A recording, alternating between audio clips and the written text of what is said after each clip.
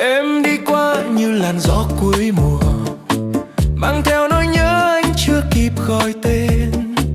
Con phố cũ vẫn còn in dấu bước, mà lòng người đổi khác chỉ trong một đêm.